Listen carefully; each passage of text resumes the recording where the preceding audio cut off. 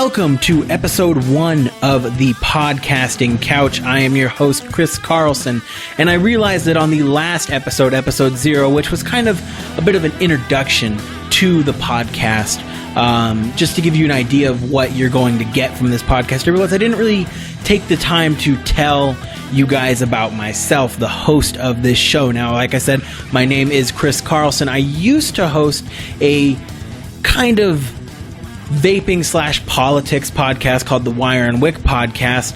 I stopped doing that, and we talk about this on this episode of the podcast. You will hear later a little bit more about why I no longer do that podcast, but just the long and short of it was a lot of research going into every week's episode, and I was not having time to spend with my family. A little bit about that. I have a wife and a daughter. My daughter is, at the time of this recording, a little bit under 10 months old, so she is a handful. She demands a lot from us, and I just did not have the time that I wanted to either spend time with her or produce a quality podcast. I could not balance those two. There was just not enough hours in the day to do that, mainly because when I was hosting that show, talking about politics, I didn't want to give people bad information. I didn't want to put out inaccurate information, because the way that I look at it, whether or not I'm taking it too seriously, I was looking at it as a news source sort of thing. And as such, there's a responsibility when you're talking about current events, when you're talking about politics, when you're talking about the news. A lot of mainstream media sources maybe do not see this responsibility. It's evident when you listen to those news sources, but I saw a responsibility to present the truth. I put my opinion in there after reporting on the fact, but I would present the truth first and foremost. I would tell you what happened and the background behind why that's significant, whether it supported my political beliefs or not. That was not what the show was about. The show was not about bolstering up what I believed. It was about presenting what happened that week in a fair manner. Sometimes that would mean something bad for, I'm someone who leans more on the left, and sometimes it would mean something bad for the left, but I'd still report it. Sometimes it would mean something bad for the right, and I would still report it, because that's how I viewed it. It was a responsibility thing, but as such, it was hours and hours of research poured into it, because I'm somebody who doesn't like talking about something that I don't know something about. And that's something that's come up in my daily life, and I've talked to a lot of people about too. A lot of people have said, and this is going to sound really full of myself, but it'll make sense in a minute. A lot of people said, "Oh, Chris, you sound really smart about these things. You sound like you know a lot about the things that you're talking about." And I do know a lot about the things that I talk about, and that's it. I know a lot about the things that I talk about. Anything that I don't talk about, I don't talk about it because I know nothing about it. And that's just the thing. And that's the secret sauce, you guys, to sounding like a smart person. You don't have to actually be a smart person. You just have to know when to shut your mouth. That's where the intelligence comes in. Smart people do not speak on the things that they don't know anything about, because that's how you look like an idiot. If I talked about the things that I didn't know anything about, if I talked about macroeconomics, if I talked about microeconomics, if I talked about biology, if I talked about astronomy, I'd sound like an idiot, because I don't know anything about that. But general election politics, things like that, I know things about it, and I do my research about it. And so I sound like I'm smart. I sound like I know what I'm talking about, and it's only because I'm focusing on this one topic. I'm an idiot when it comes to the general knowledge of things. Hell, just the other day I had a conversation with my wife about the seasons, and I got them all mixed up, and I'm not going to talk about which season I got mixed up right now, because truth be told, off the top of my head, I can't even remember which one I got mixed up with what, because I don't know the seasons very well. I know it goes summer, and then this is where I got confused. Is it fall or is it spring? And I was getting confused with that, which one was in between summer and winter. And I still don't know. It's not important information in my mind. I know the months, I know when it's cold, I know when it's hot, and I know to plan accordingly. But the names of them, I can't remember. I think it's summer, fall, winter, spring, right? Summer, spring, winter, fall. That sounds more right. I think it's summer, spring, winter, fall. But like I said, that's exactly what I'm talking about there. These little things I don't know about. And so what do? I just shut my mouth when the topic comes up. And that's the secret, folks. That's the secret to sounding like a smart person. Just shut up. That's it. I was thinking the other day, speaking of family, as I was a minute ago, the other day I was thinking about it because I sound like I complain a lot. I don't like people who complain. But when I talk about my daughter, there's one of two, and I've noticed this is with most parents, there's one of two ways that you can speak about these kinds of things, is either making kids sound terrible or being cliche and cheesy. Like, the fact of the matter is, I love my daughter. I see her, I'm happy. No matter what's going on, no matter how worn down I am, I'm happy and I love her and I couldn't be happier. But that sounds so cheesy. It sounds so lame. It sounds so cliche. People talk about, I looked in my child's eyes and, I was just overcome with this feeling of joy. So we compensate as parents. We say, I never sleep. Oh, she always screams. She's always crying. It's so expensive. Diapers are so much money. Formula's so much money. It's so much money. It's so stressful. And it is. But saying it's so stressful and it's so much money and I never sleep, but I wouldn't trade it for the world, sounds so lame, guys. It really is. It's not. It's an interesting little dichotomy that you have to have here with people who don't have kids. It's hard to make kids. It's hard to sell kids. Hard to sell the idea. The idea of kids is hard to sell. I don't know about selling kids, but it's hard to sell the idea of having children because it's so negative. The whole experience on paper is very, very negative, but there's the emotional aspect of it that is so positive and so great. But then it just does all sound terrible. It sounds like a horrible, awful experience. Mainly the first part, the baby part of it sounds like a terrible experience.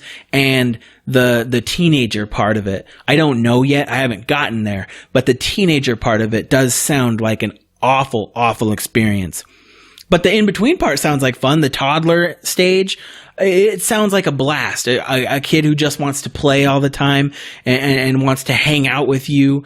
That sounds like a fun time, and I'm looking forward to that part of the life, but I haven't gotten there yet. So all I know is what I've heard, and what I've heard, toddler sounds like a great time, and then teenager just sounds like an absolute shit show. And we'll see. I mean, if the teenager part is anything like the baby part of it, it will be awful. It will suck, but it will be great at the same time, and I'll absolutely enjoy it. I don't know. I guess it's something that I'll find out 13 years down the line. So get back to me in 13 years and I'll let you know how I feel about it at that point in time. Taking a little bit of a turn here, I want to talk about something that I saw this week while I was out at the store. I saw somebody with a Van Halen tattoo. They recently, in case you don't know, and I didn't know this, had an album that came out in 2012. They released an album. But before that, they hadn't released an album in I gotta look it up because that's how long it's been. They released an album in 2012. Before that, they had not released an album here's math. 1998 was the last album before that. So 14 years. It had been 14 years since the last Van Halen album until this album that came out 4 years ago. And I realized that band tattoos, they get dated and then they look so silly. And I'm worried. I'm worried, you guys, because here's a little secret, have a couple band tattoos. It's not really a secret because they're out on the open. One is on my forearm, one is on my shoulder. I have a Metallica tattoo and a Nine Inch Nails tattoo. Luckily, they're both coming out with albums this year.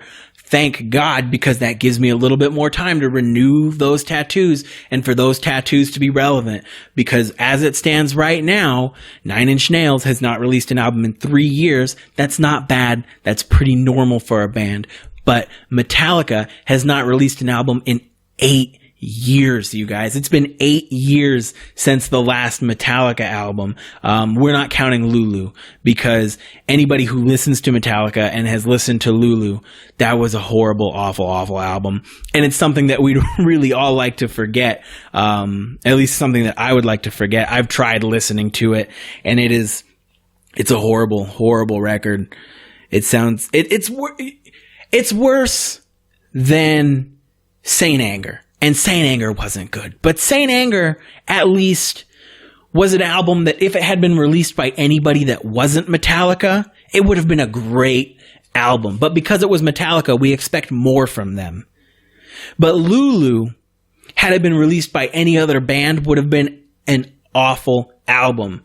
And because it was released by Metallica, it was extra awful. It was such a terrible, terrible... It sounded so different, but bad at the same. It just sounded like bad music. And I'm sorry to anybody who likes Lulu.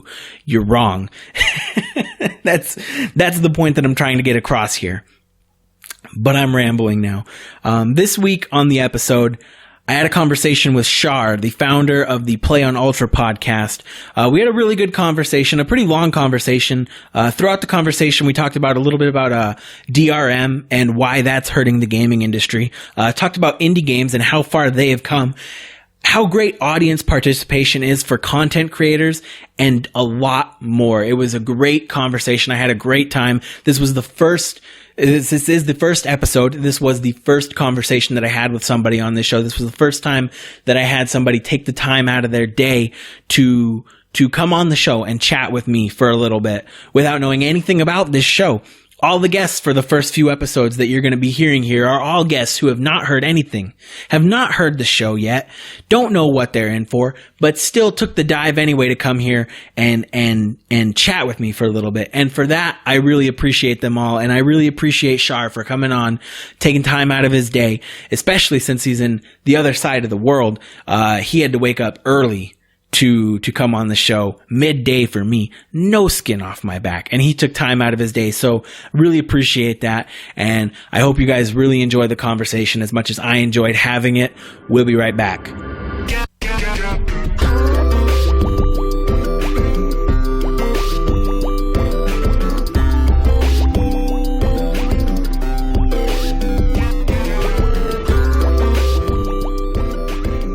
And we are back. Here with me today is Shar, one of the hosts of the...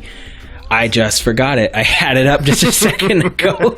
But we're going to keep it. So why don't you, I guess, introduce yourself to the audience, since I so beautifully failed just now.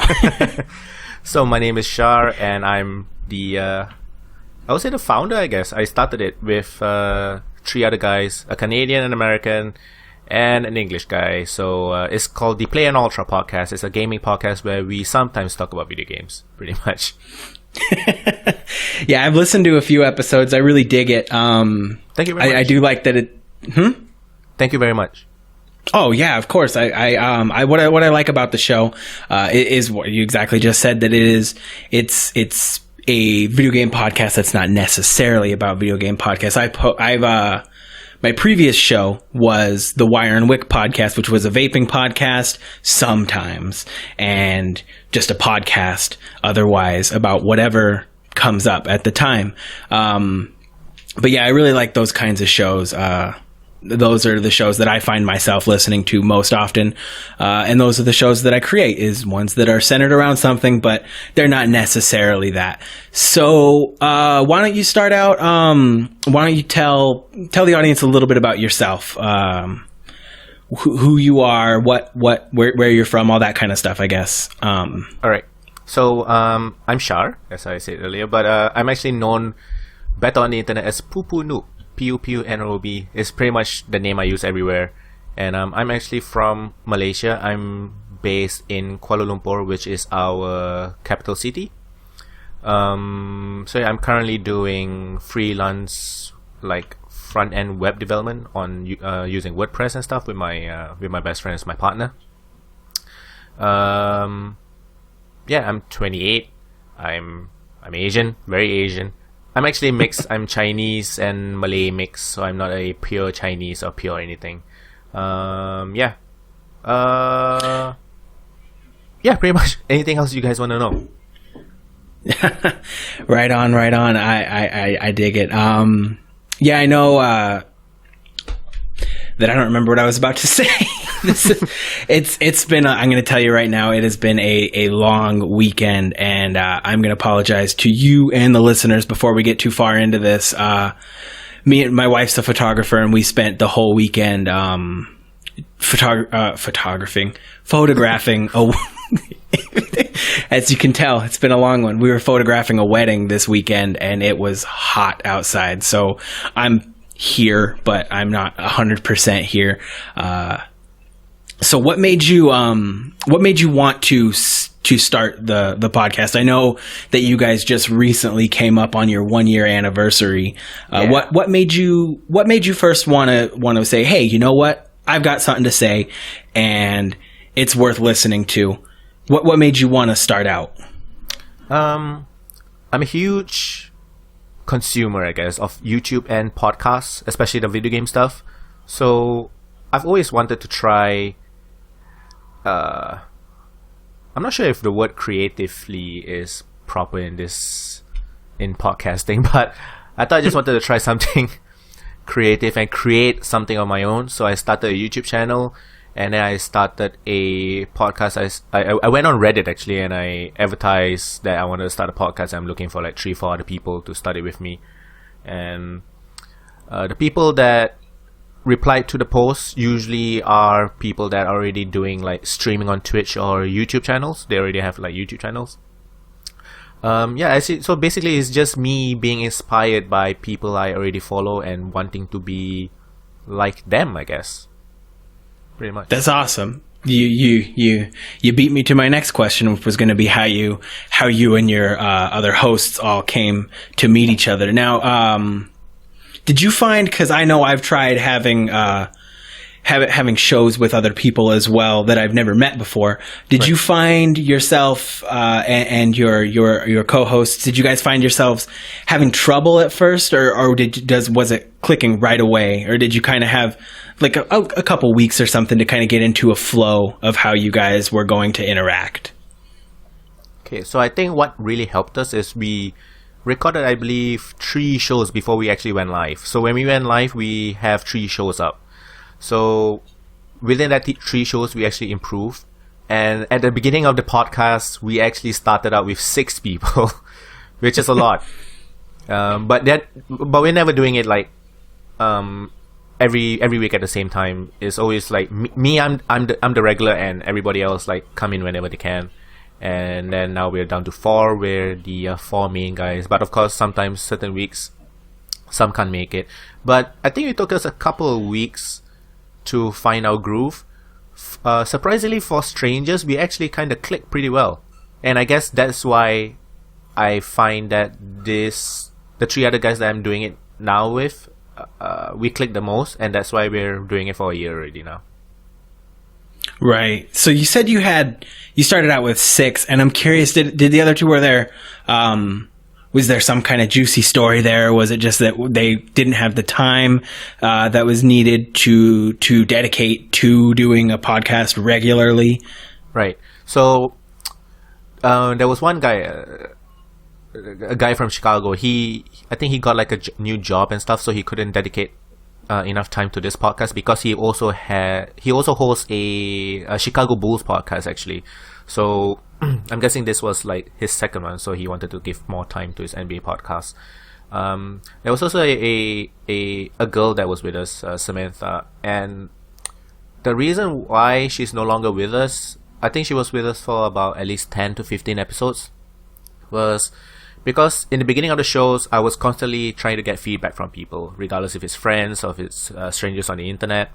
On Reddit, I sometimes post on our podcast asking for feedback.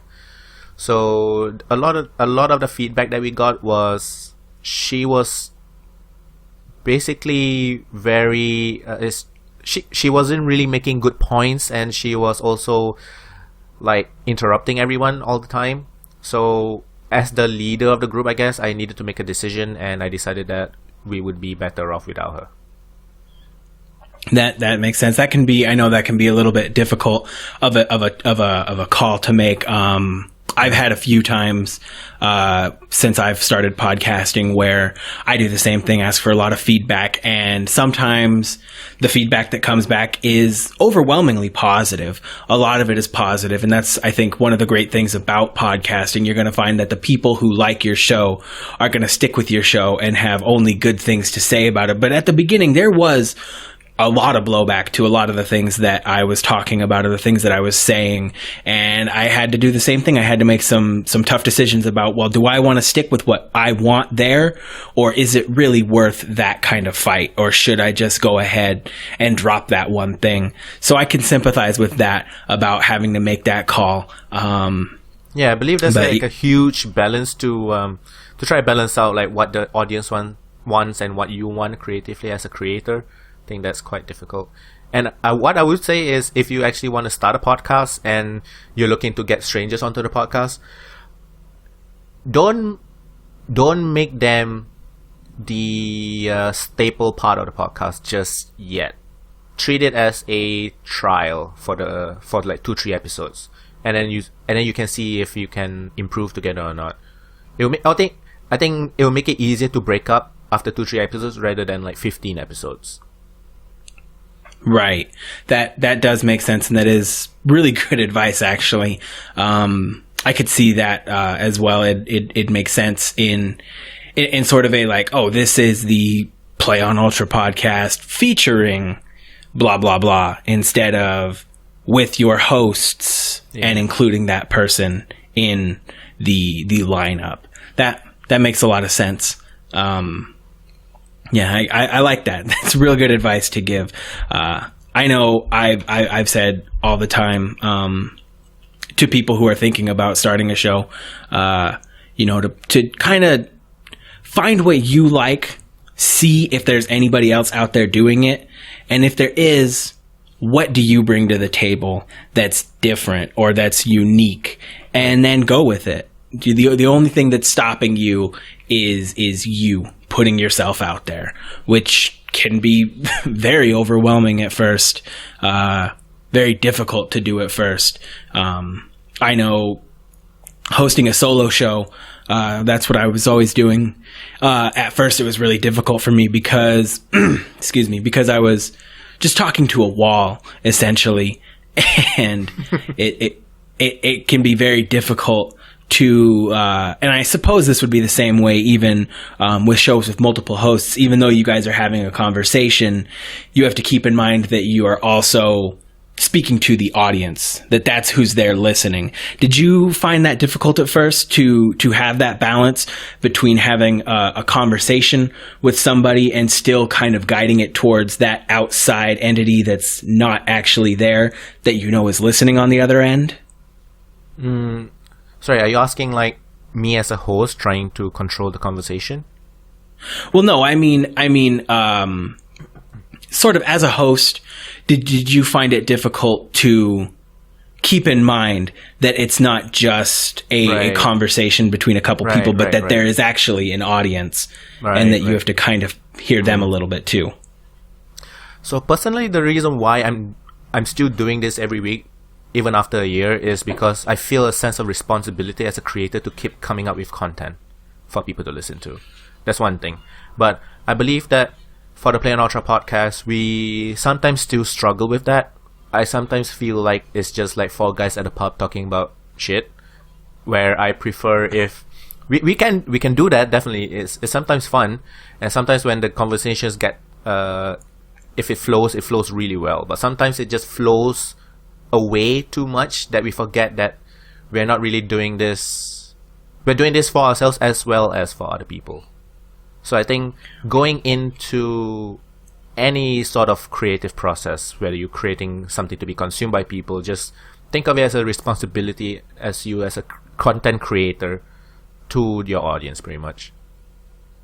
Right. I like that. And one thing that I think is also interesting about it is at the same time that whole idea of what you were just talking about, how sometimes you guys can get a little swept away in the conversation and just talk to each other. I think at the same time that can that has a place in the podcast, and in that it feels organic, it feels real, because it is, and listeners, audience members, people who are listening to the show like that. They like that authenticity. So I think that you talking about that it could kind of go off on a different direction entirely. That's not necessarily a bad thing, because it does give a very organic feel to the show, and something that people know that you're being real with them at that point and would be more inclined to want to listen.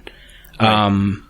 I agree that sometimes being organic is really good, but just keep in mind, like, what is your main subject of the podcast? Because sometimes we talk about like politics and religion, and we sometimes talk about it for like 20 minutes, which is really long, which is like 10% of the podcast.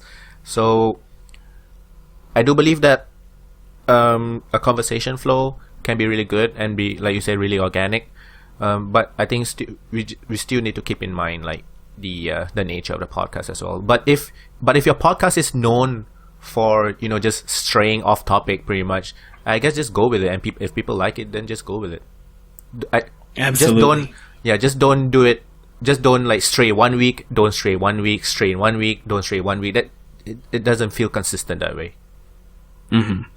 I totally agree with you 100%. I'm going to take a little bit of a 90-degree turn off of the subject of podcasting itself and talk a little bit more specifically about some things regarding you and your show. Now, like you said at the beginning, you do host a podcast that is about video games primarily. And so I want to kind of talk about that a little bit. What got you started into your, I suppose you could call it a passion if it's enough that you like to talk about it every week to an audience of people. So I want to know what started that. Where did you first start? Do you remember what your first video game was? Not my first video game, but I would say a few specific video games actually got me really passionate into video games, which is the earliest one that I can remember is Final Fantasy VIII. Or maybe the earliest one is... Yeah, I would say earliest one is Final Fantasy VIII, because it's the first time I ever played an epic RPG with cool characters, and it took me like 100 hours to finish the game. So it's like... That was like my first time. And then from there, I just kept playing all these video games with like huge sweeping stories with really cool characters. And it just got me really interested into video games. And then I started... When I was back in college, I was just like writing game reviews for fun. And after graduating now, because I keep seeing all these YouTubers and they create all this content that I really enjoy consuming. So I thought, why not just give it a shot? Right. And so, on that note, with the whole creating content, is there any kind of, any games that even for the sake of content, you stay away from? Like if there's like, oh, I really need to put something out this week, but this is the one genre that I won't do or that I really don't want to do. Is there any one genre of gaming that you tend to either intentionally or just naturally stay away from? Good question. I think it's just mainly because I don't really enjoy playing it myself. So I would say like mostly MMORPGs and maybe racing games and sometimes fighting games, because I'm not really good at those. So those I just tend to avoid because I'm just not into it, pretty much. See, I feel like personally, I know I don't consider myself necessarily someone who would identify as a gamer per se. I'm very casual with my games. For instance, with my on PC at least, the last game that I bought was Skyrim, and I'm still playing that. So that was about 5-6 years ago now. But I play a lot. That's not a casual game. So not a casual game. Well, I guess not necessarily that it's not a casual game and that you can't just pick it up for 5 minutes and put it back down, but that I play in binges, I guess, where I will spend hours and hours playing or modding the game, but then I won't touch it again for like a month or more. But I think another thing that kind of has alienated me from the general gamer population, I guess, is that I don't play shooters, which is one of the big ones. It seems like now, and for the last, 5 or 10 years almost, it's been first-person shooters left and right have been the main staple, and that is the one that I don't ever touch. I'm no good at them. I don't enjoy them, and so I feel disconnected from that whole community because I'm just someone who does not have or make the time to play in general. Right. I do recommend Overwatch, actually. For a shooter, it's very accessible to new people because it's very because even I don't really play shooters that much. Like, I'm not a huge Call of Duty guy, I'm not a huge Battlefield guy, but Overwatch is very, very accessible. It's very simple to play. See, and I've been hearing a lot about that game, a lot of hype around it, and I'm always I take the hype with a grain of salt. Right. Just because you have to in this day, especially in the world of, and I've talked about this before on my previous podcast, in the world of DLC, I feel like has, and that's something I want to ask you about in a moment too. The world of DLC, I feel like it has, in a way, kind of ruined video games, because I feel like back in like the 90s, for instance, when a game came out, it had to come out complete.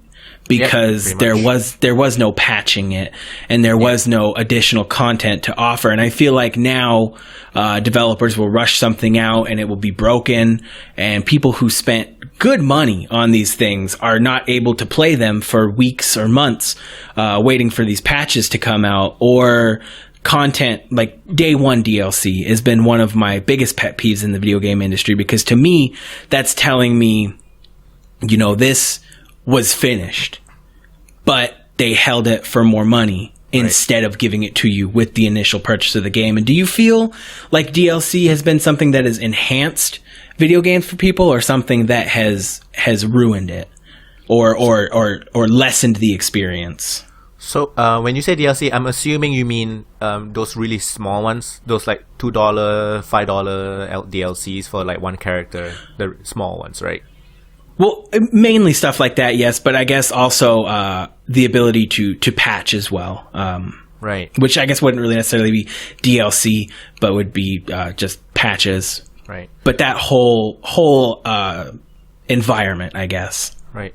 So, in this day and age, when it comes to video games, and because the internet is just so fast these days, in most places, I guess, and with the distribution platforms like Steam and PSN and Xbox Live, developers are able to just send out patches, updates, and stuff like that.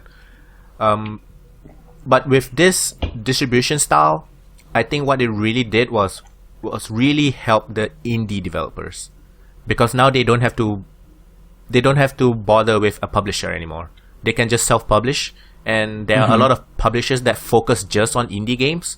So one good thing about this distribution platform is it allows for developers to just keep updating their content. So a recent huge indie game is called Stardew Valley. Have you heard of that one? I don't think I have. Do you like games like Harvest Moon? Do you know Harvest Moon? I don't. I know my wife talks very highly of it. She's a big fan of it. So I would highly recommend that game if you like Harvest Moon, because it's pretty much the definitive edition of Harvest Moon. Everything that people wanted is in that game. Everything that people wanted in a Harvest Moon game is in the Stardew Valley game. So that one was made by one guy in 4 years, and it became a huge success. It's now an indie darling, and he is still constantly updating the game with free content, which is huge for a game that is only charging you $15 with no DLCs. So you pay $15. He's updating it. I think he's coming up with like a multiplayer patch or something. So he keeps updating the game. So I think it's good. I think it's very good for indie devs.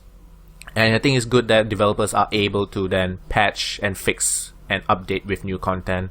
So I do believe that with this, the developers do take it like they can just release broken games. But I think those developers tend to be a few developers like Ubisoft and sometimes EA. So I think overall it has made the industry just a whole lot better. Personally, I think.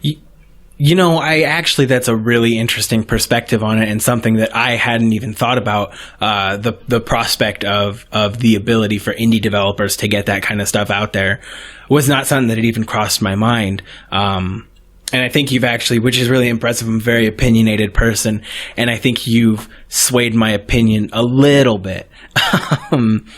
But I know, I guess the difficult thing is, since I'm not someone who purchases these games very often, I only ever hear about it. And I guess I kind of see the echo chamber of every time that this happens with like a AAA developer releasing a broken game. It tends to get a lot more coverage than a completed game being released. One of the ones that I can think of recently was the only one that I can really think of recently was what was that? The Batman? Latest. Yes, thank you. That's exactly what I was going to say. Right. Coming out on Knight. PC, just absolutely broken. Yeah. So in the case of that game, it was really, really bad. One of my co-hosts had no problems with it, but most people had frame rate issues. It just crashes all the time. But I read that it was actually patched so much that it's very playable now. So yeah, they were kind of assholes about it in the beginning, but at least they patched it, I guess. I guess we have to that's the silver lining there. Yeah, I suppose so. And I guess that's sort of the until just now, that's always the lens that I have looked at the idea of patching through, where they say what was another one was NetherRealm Studios, when they put out Mortal Kombat X. Yep. Just did not work for, I believe, almost a month after people bought that game. They weren't able to actually play. Actually. Is it? It's still broken. Pretty much, if you own a PC and a console, do not buy MKX on the PC. Do not buy it.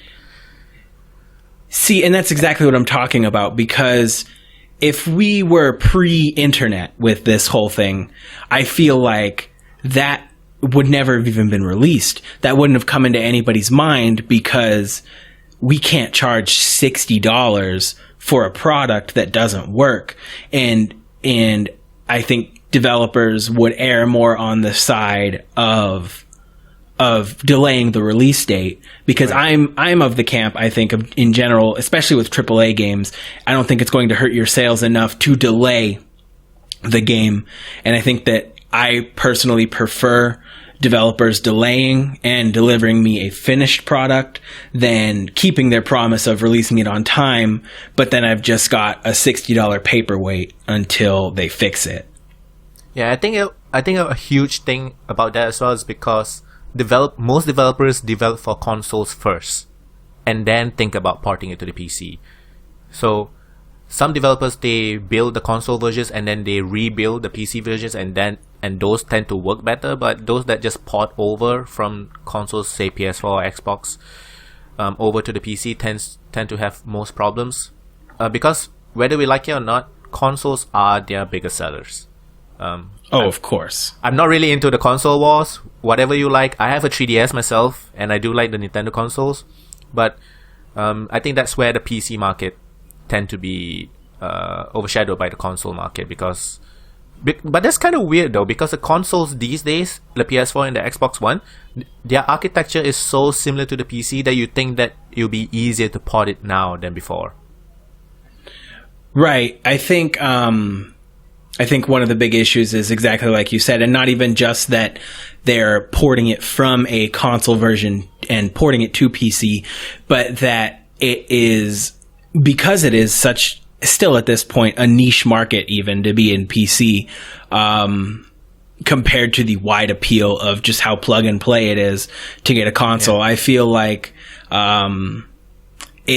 the porting it over to the PC is not only a secondary action, but in some cases an afterthought. In the case of, like we were talking about with Batman, I believe, and correct me if I'm wrong here, it was outsourced to a third party to port it that had just a very small development team. Yeah, a lot of these parts are done by third parties. They're not done by the origin developers either, because they have no time or no money or something. Mostly time, I guess. Yeah, it's so unfortunate, because I feel like your PC gamers, really, at the end of the day, they are your more loyal consumers. They're your more hardcore kind of people, because they've not only devoted the money that it requires to make a PC, which you could say that of console gamers as well, but they've also devoted the time that it takes, especially when you get into people who are building their own computers. You know, it's not necessarily the most difficult thing in the world, but it feels difficult when you're first starting out. And so I think that it can be daunting to a new guy. Yeah, I do agree. Exactly. I know, when I was first looking into it, I was extremely overwhelmed until I did it, and then discovered just how much of it is just, plug this into that and you're done. So I think that base is your base that is much more passionate about games, simply because they've taken the time to learn how to build this PC and how to use it properly and how to optimize it to exactly the kind of performance that they want. And despite the fact that those are your more passionate consumers, they are oftentimes left out in the cold to fend for themselves. Yep. I think a lot of times also I feel like developers will look at the modding community and think, well, they'll fix it. Whatever's broken, they will find a way to make it work. Which shouldn't be the case. You shouldn't have users fixing your game for you. Like Dark Souls 1 on PC was just so bad that you can't play the first game without the DS Fix mod, which was done by a very popular modder. So yeah, shouldn't be the case. Because I know when it... Oh, I'm sorry. Go on. So that's why I like... do you know the guys CD Projekt Red, the developer CD Projekt Red? They made the Witcher games. Oh yeah. So they are my favorite developers right now, because they're just so consumer friendly. Their games. Did you play The Witcher 3? Are you gonna get that anytime soon? I've been looking into it just because, like I said, I'm a huge Skyrim fan, and I know just watching and hearing about it, it seems like that same very big open world kind of concept, and that's the kind of game that I gravitate to. So I've been looking into it. Right. So with Skyrim the game is quite different, but it does have similarities. But the biggest difference would be Skyrim. You're role playing as a character, while in Witcher you are playing the character named Geralt, which is the Witcher, the main Witcher. So, if you like but the writing and the story doesn't even come close to what the Witcher can offer, to be honest. So, the reason why I really like them is because they're very consumer friendly, in the sense that their game is just so huge, and yet there was really very minimal problems when they launched. And the fact that they have a DRM free version on GOG, and they actually gave support to the people pirating it on Pirate Bay. They were actually commenting on the comments to people who have having problems, and from that they actually converted some of those people into sales.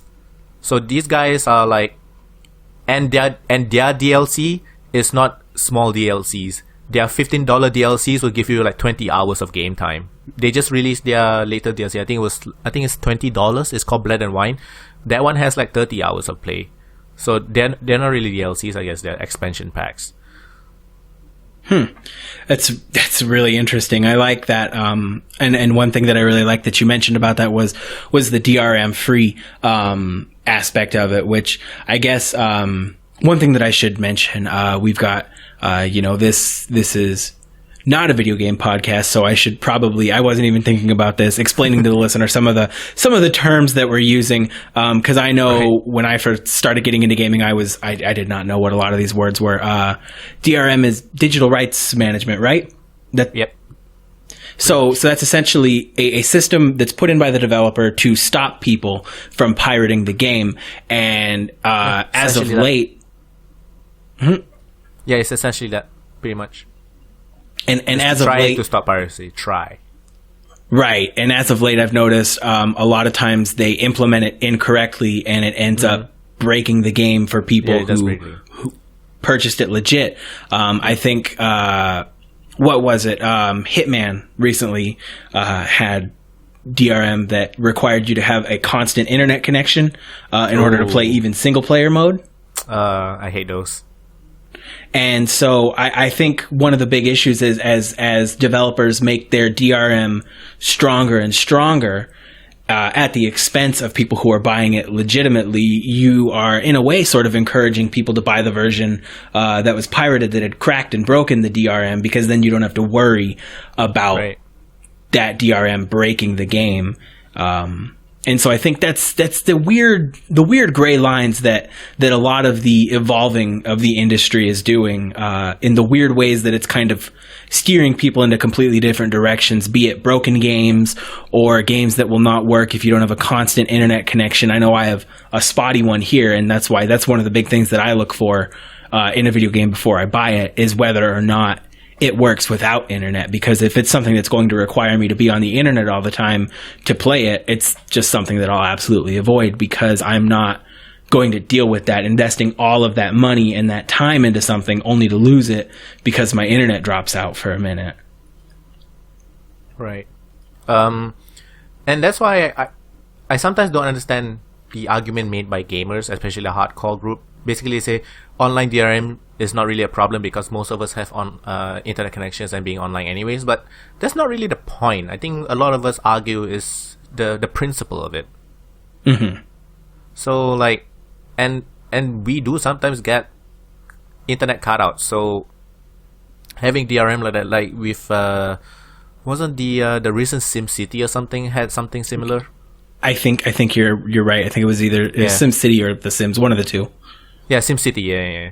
Even single player, you have to be online all the time, and it's like, and which is weird because at launch their servers were so overpopulated that you can't even play single player because you just can't be online to get onto their servers, which is really dumb. And that's exactly what I think that I think that might be, if we were able to look at the inner workings of that company, I think that you would find that things like that are not things that are advocated or implemented by the developers, but rather something that is advocated by a shareholder or someone else. Because a developer would know right out of the gate, if this game launches successfully, our servers are going to get hit hard. Nobody's going to be able to play this game. But then someone in a boardroom thinks, I don't care. They've already bought it. Right. So it's mostly the shareholders. Like with the recent, I'm guessing you know this game, No Man's Sky. Oh yes, I'm waiting for that. I think if it's the one I'm thinking of, it's not out yet, space right? exploration one, the one that's constantly in orange, bright orange red. Yes, I'm looking forward to that one. I'm waiting for it. Because they recently said they were gonna delay it, I think a month or something. And to me, delays are generally a good thing. Means they're not releasing a broken product, hopefully. Mm-hmm. But they got so many death threats by gamers. It's just so crazy. That's something else I don't understand. And that's in any world really online, is the death threat. You hear that a lot. And I wonder, I'd like to read a lot of it too, because I always wonder when I hear people say, oh, we got death threats, is that just people who say, oh, I'm going to kill the developers, and they go, that's a death threat? Or is it people legitimately going, I'm going to find you and I'm going to murder you? Because I think our language in general has become so hyperbolic, right? That it's old hat and totally normal to say, oh, I want to kill you, or I'm going to kill you. That's not a death threat. And I suppose that's not to undermine people who feel threatened by that kind of language, but let's be realistic about things, I don't think someone saying, I'm going to kill you, should be constituted or should be heard as a death threat. But of course, it's not a death threat until it is. So I can sympathize with both ends of it. But I absolutely agree with you. And that goes right back to what we were talking about at the beginning of this conversation of the delays. In my mind, I feel the same exact way where I'm like, I'm happy to hear these delays. These delays mean that it's not working properly and they're not making us pay for that inoperable game. They're making us wait and taking our money to give a completed product.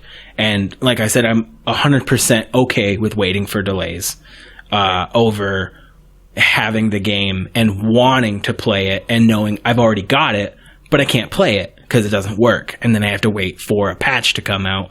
So I absolutely love that. I commend any developer that I see who says, oh yeah, we're delaying the game by a month, 6 months, a year, whatever it takes. Just give me a completed product.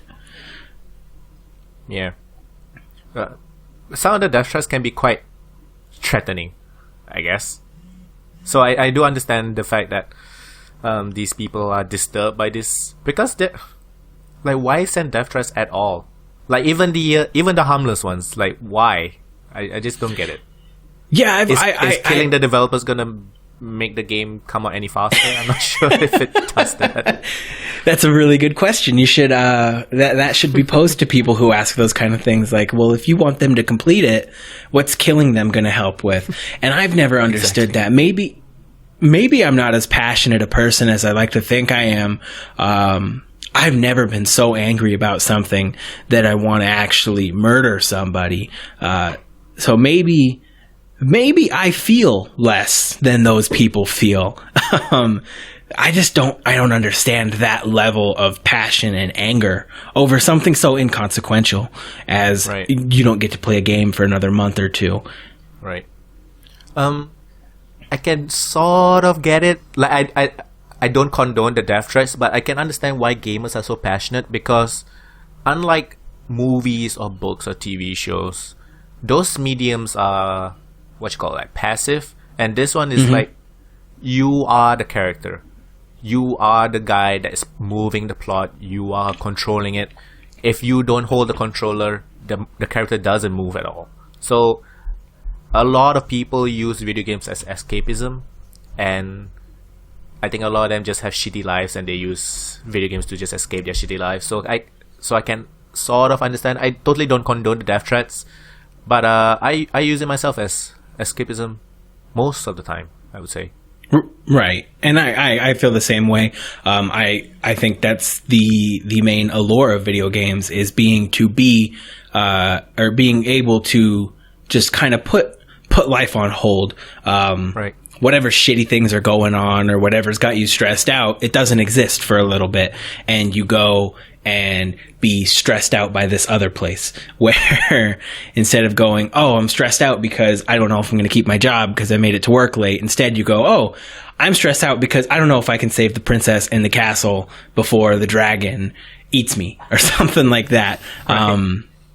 We trade this for this spectacular kind of thing. So I guess I can agree with you there. I can see the passion there, but I don't know. This whole our whole the medium in general is just getting insane with the amount of people who talk this sort of way to other human beings, you know. And it is not just the video game world, but you'll see it like comic books. People will is a big one.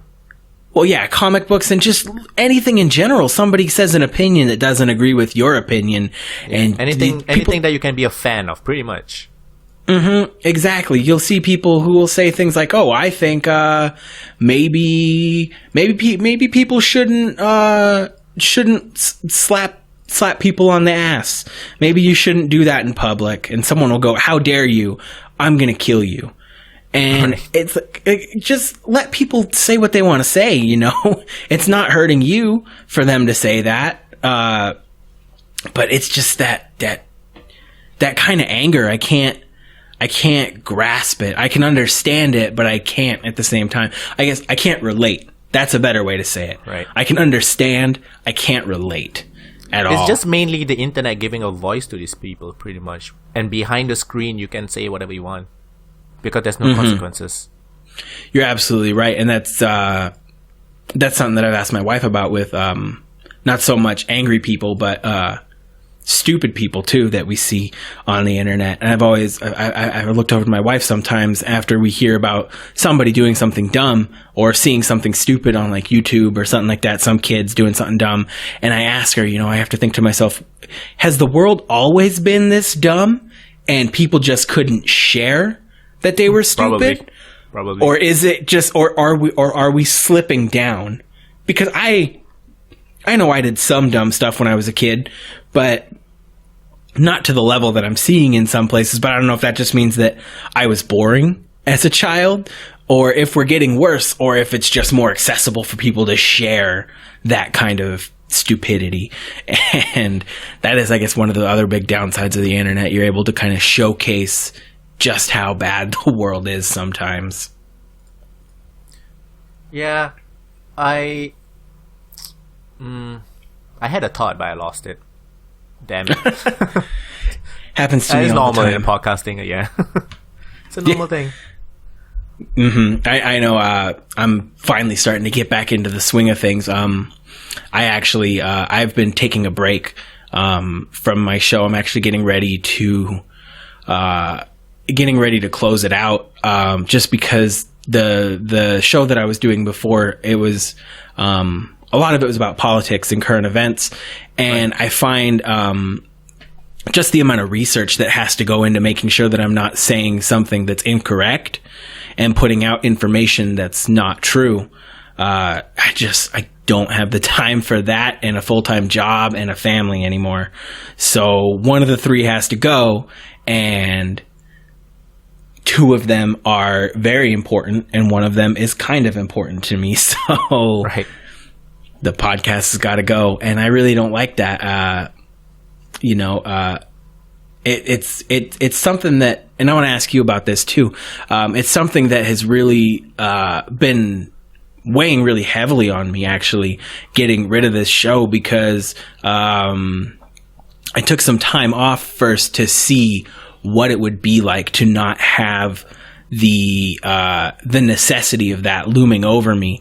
And in that time that I've taken off, I have been getting questions from people who never talked to me before, who I never had interaction with, saying, is everything okay? What's going on with the show? Are we going to get another one? Are you all right? And the outpour of that kind of was really shocking to me. The feedback that people actually cared about the show was really touching, and made it that much more difficult to kind of make that decision. And I'm wondering, you were talking about feedback earlier, that you were getting feedback towards your show. Do you find that kind of feedback too? Do you get a lot of positive feedback, or do you find more people are more inclined to tell you what's wrong and what you're doing wrong? Or just people who want to chat or say, I really like the show? What kind of feedback do you find yourself getting? So in terms of feedback, I don't get active feedback from listeners. Like I always plug the Gmail address and blah blah blah. But the times I get feedback is when I ask for it. So it's usually on Reddit or my friends, and pretty much it's almost 100% positive all the time, which really surprises me. I think with us like content creators, we tend to not see it sometimes, but it still does surprise me when I get positive feedback. I've never really gotten any negative feedback about the show before. That's awesome. That's really good to hear. I'm not really sure if they're just being nice or not. So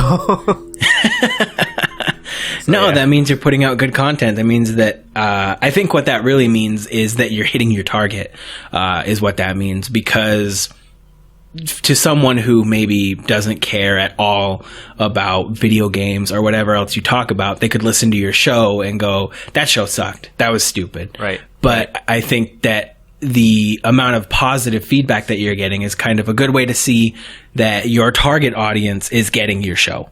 That the people that you are trying to reach, you're being able to reach. And that's a really nice thing to know. I know in the past I've gotten some negative feedback about maybe we said something, like I said, it was political was part of it, and so you tend to get a lot of very opinionated people. And right. I think I knew I had found the proper groove when I started getting messages from people who said things like, I don't agree with your opinions, but I really enjoy the way that you tell your opinion. I think that told me at that point, I'm doing something right now. Because before it would be like, I can't believe you would think that. You're absolutely wrong. You're an idiot. But then hearing people say, I don't agree with you. I think you're absolutely wrong, but I like listening to it. Right. Really is what made me want to go on with the show. So I'm looking here. We are about almost an hour into this conversation. I don't want to go too long and bore the listeners because we have a little bit more to get to at the end of the episode as well. So I'm going to move on to the last segment of this interview. I want you to give the listeners and me what I call the 1 minute pitch. So in a minute or less, sell me on why I want to listen to your show. Right. So the Play on Ultra Gaming Podcast is a podcast about everything under the sun and sometimes video games. We don't do anything different than other people, but we like to think that we do it pretty well. So if you like really good flowing conversations, if you like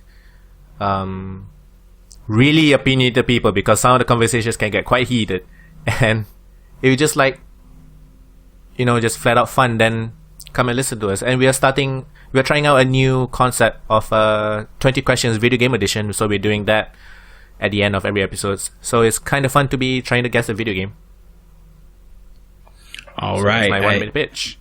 I dig it. I think that's gonna, I think that's a really good sell. I like the way that you put that. So before we go, just the last thing that I want to do, I want to have you, tell the listeners where they can find you, how they can get in touch with you, how they can find your show, anything that you want to plug. Right. So, we have a YouTube channel. It's Play on Ultra Podcast, youtube.com/c/Play on Ultra Podcast. And on iTunes, it's Play on Ultra. It's we are also on Facebook and Twitter. You can find me on Twitter at Pupunoob, PUPUNOOB. I'm way more active on my personal Twitter than the channel's Twitter. The channel's Twitter is just mainly for, to announce new episodes. We also have a website, playonultra.com, where I sometimes write joke/satirical articles. So the articles can get quite in your face, but it's all for fun. So yeah. All right, cool. Well, hey, I want to thank you again for coming on the show today. Thank you for having me. I had a great time talking with you. I had a great conversation. I think it was really fun. And like I said, you were able to sway my opinion on something, and that doesn't happen very often. So that's refreshing too. So yeah, thanks for coming on, man. Thank you very, very much for having me. I really appreciate it, and it was really fun. All right, well, you have a good one. Thank you very much. And that does it for our show this week. That was a good conversation. I really enjoyed it. I enjoy talking about video games with people. I don't play them as often as I'd care to, just because of life. I have a life now. And that's not to say people, that sounded really rude. What I mean by that is, my child is very young and takes up a lot of my time that is not taken up by my job. Somebody who doesn't have kids could still have a full-time job, play video games. I did it before I had my baby. And somebody who has an older kid, they can play video games with them. But babies are hard. Babies are hard to play video games and have a full-time job at the same time. Oh, I think I dug myself out of that hole. That sounded like such a dickish thing to say, but I'm not. That's not me. I'm not a jerk. I promise. But yeah, I wish I had more time to play. But the time that I do have, I really enjoy. And so I had a great conversation. I really love talking about that kind of stuff. And I'm rambling, and I don't want to ramble. So I'm going to go ahead and end the episode now, and I'm going to let you guys know that right now, the website is still under construction. I gave out some misinformation last episode. Turns out you can't change the target of a bit.ly link. So it will not always be found at bit.ly/podcouch. So once the website is up and running, I will tell you guys where you can find it. Until then, the best place to keep up to date with what's going on with the show is to follow us on Twitter at the Podcast Couch. That's the Podcast Couch, not the Podcasting Couch, the Podcast Couch on Twitter. Easier way to find us from there is, and this will always be because we're not changing the Twitter, this will always be at bit.ly/PCC tweet. That's bit.ly/PCC tweet.